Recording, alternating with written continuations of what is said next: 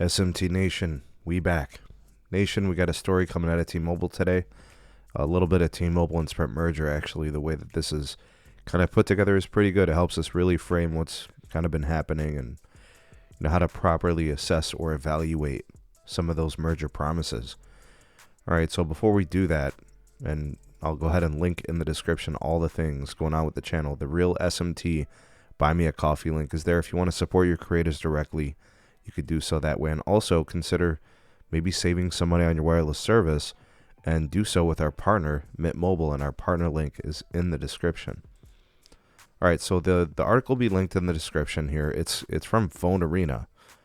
And, post-merger, T-Mobile is jobs negative, right? And it's way short of its pledge, to create or to be job positive from day one.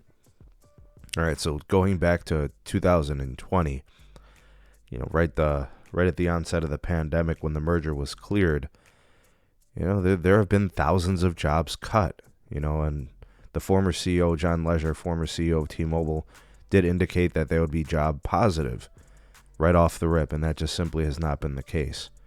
So 9,500 estimated jobs have been eliminated over at the new T-Mobile company. And Legere himself, who walked away from the company, did not return as the CEO post-merger. That went to current CEO Mike Sievert. And at the time, Legere spoke to, the merger being all about new, high-quality, high-paying jobs, and that the new T-Mobile company would be job positive from day one and every day thereafter. And that just has not happened. So when you look at the breakdown of this, you have, I think it was 52,000 T-Mobile employees in 2018. Sprint at the time, I think, had just over 28,000. So put them between like 80 and 81,000. And now they have 71,000 as a joint company. All right, so that's very simple mathematics. They're minus almost 10,000. All right, now that saves them money. That reduces redundancies. It eliminates overhead and cuts costs that, they can reward shareholders with, which is part of what they've done. They call it merger synergies, but really what it is just you're able to produce more revenue as a company, and at the same time, you just become more efficient. You know what I mean? I'll show you guys this image here that I was able to find. This one, I think this one came from the Light Reading article. Both of these articles came out independently of each other, but this is the headcount of the two companies. You see that T-Mobile is growing in headcount. So from 2014 to 2018, they increased their headcount from 45,000 to 52,000. Even in 2019, they added an additional 1,000 people the year of the merger proposal.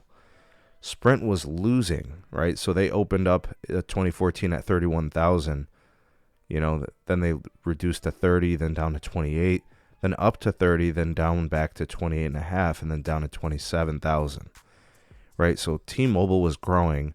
Sprint was net negative over that same time frame. And that's kind of where that puts us. So a lot of people will say, this has helped the American consumer, which I agree. I look at the T-Mobile home internet and how it's disrupted the cable industry, and it's rocked them off of their seat. It's made them have to respond and made them have to be more competitive in order to garner people's business. And T-Mobile in and of itself has made a much, much more capacitive network with the Sprint assets, and it's created the Magenta MAX plan and things that people have liked. This is one of those things that you just look at the data, you just look at the numbers, we're just not seeing what was promised. I just don't know if there's anything that's going to be done. Are there going to be any regulations that are going to come back and bite T-Mobile in the backside? I just don't think so. But it's important that we do indicate this. A lot of people speak to this whole uncarrier notion. I mean, we're watching T-Mobile, change their auto pay policies. We're seeing outages. We're seeing job cuts and eliminations, redundancies and store closings. These things have happened, when they said that they wouldn't. So it's just a painful reminder that I think some people have to admit to themselves. Not everybody.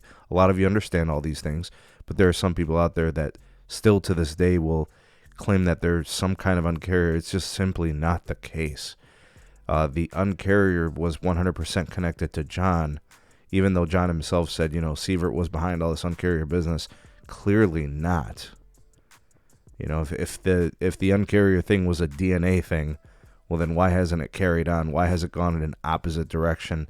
I think T-Mobile's done more of a 180 than anything post T-Mobile and Sprint merger. But what do you guys think about these numbers? What do you think about these articles that are currently being published, which we're approaching close to the 3-year mark? And I think the last straw that we're going to see, because we've been seeing a lot of those Sprint plans losing value, losing Amazon, and all these other things. Do we start to see planned price increases soon? There's reason to believe that could happen. But and I think that could be the straw that breaks the camel's back. But what do you guys think? What's left to see out of this T-Mobile and Sprint merger from the negative side? We just spoke to the good and the bad. It's definitely been a mixed bag. But what do you guys think? Sound off in the comment section below. You are the voice of the people, the SMT Nation. Let your voice be heard. Like, share, subscribe for more. Turn on the bell notification icon to never miss an upload. Links in the description for all things going on with the channel. Big shout out to my YouTube members and Patreon supporters for making content on this channel possible. We got links in the description if you guys want to extend your involvement with those SMT communities. And don't forget about the real SMT Buy Me a Coffee link. It's there in the description, as well as our partner link for Mint Mobile. Thanks for those considerations. And folks, we'll see you all in the next one. Peace.